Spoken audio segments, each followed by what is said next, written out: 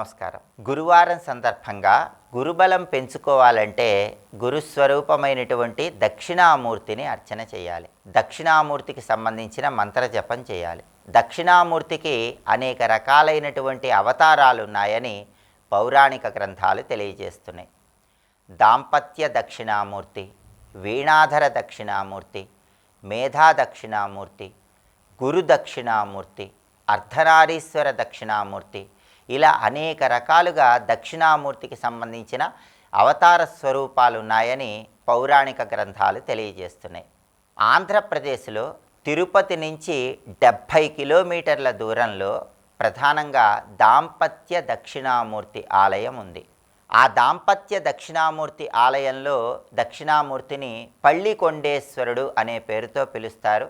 పార్వతీదేవిని ఆలింగనం చేసుకొని నందివాహనం మీద కూర్చొని ఉన్నటువంటి దక్షిణామూర్తిని మనం దర్శనం చేసుకోవచ్చు. ఎవరికైనా కుటుంబపరమైన సమస్యలుంటే, భార్యాభర్తల మధ్య గొడవలు ఎక్కువగా ఉన్నా, కుటుంబంలో కలహాలు ఎక్కువగా ఉన్నా ఈ దాంపత్య దక్షిణామూర్తిని దర్శనం చేసుకుంటే విశేషంగా ఆ సమస్యల నుంచి బయటపడి దక్షిణామూర్తి అనుగ్రహానికి పాత్రలు కావచ్చు. అదేవిధంగా దక్షిణామూర్తి అవతార స్వరూపాలలో వీణాధర దక్షిణామూర్తి రూపం అని ఉంది. ఆంధ్రప్రదేశ్లో తిరుపతి నుంచి 70 కిలోమీటర్ల దూరంలో నాగలాపురం అనే పేరు కలిగినటువంటి ఊరిలో వీణాధర దక్షిణామూర్తి రూపంలో దక్షిణామూర్తి దర్శనమిస్తాడు. ఒక చేతిలో వీణ పట్టుకొని రూపంలో ఆయన దర్శనమిస్తారు.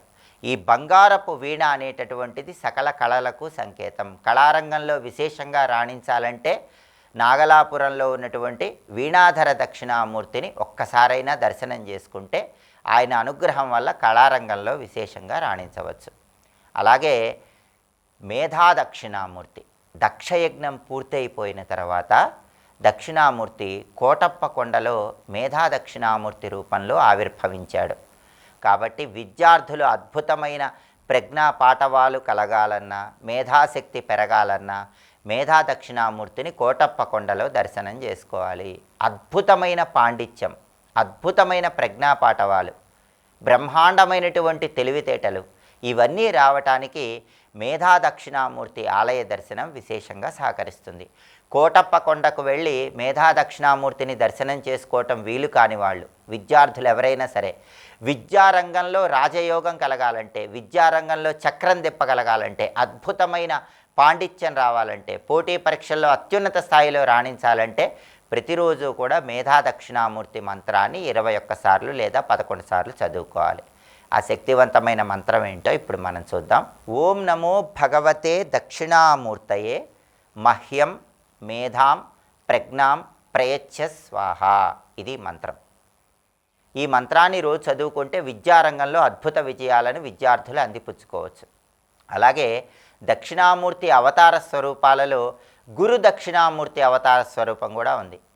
దేవదానవులు పాల సముద్రాన్ని చిలికిన తర్వాత అమృతం ఆవిర్భవించినప్పుడు ఆ అమృతం కోసం దేవతలకి రాక్షసులకి మధ్య యుద్ధం జరుగుతున్న తరుణంలో దేవతలకి రాక్షసులకి జ్ఞానబోధ చేయటానికి పరమేశ్వరుడు గురు దక్షిణామూర్తి రూపంలో తమిళనాడులో కుంభకోణానికి సమీపంలో ఉన్నటువంటి అలంగుడిలో ఆవిర్భవించాడు. కాబట్టి ఎవరైనా సరే జీవితంలో గురుబలాన్ని పెంపొందింపజేసుకోవాలంటే, గురుబలంతో జీవితంలో అత్యుత్తమ స్థాయిలో ఎదగాలంటే తమిళనాడులో కుంభకోణానికి సమీపంలో ఉన్నటువంటి అలంగుడిలో ఉన్నటువంటి గురు దక్షిణామూర్తిని దర్శనం చేసుకోవాలి. అలంగుడి గురు దక్షిణామూర్తి ఆలయానికి వెళ్ళినప్పుడు అక్కడ ఆలయ ప్రాంగణంలో 24 దీపాలు వెలిగించి 24 ప్రదక్షిణలు చేసినట్లయితే వాళ్ళకి జీవితం మొత్తం గురుబలం ఉంటుంది.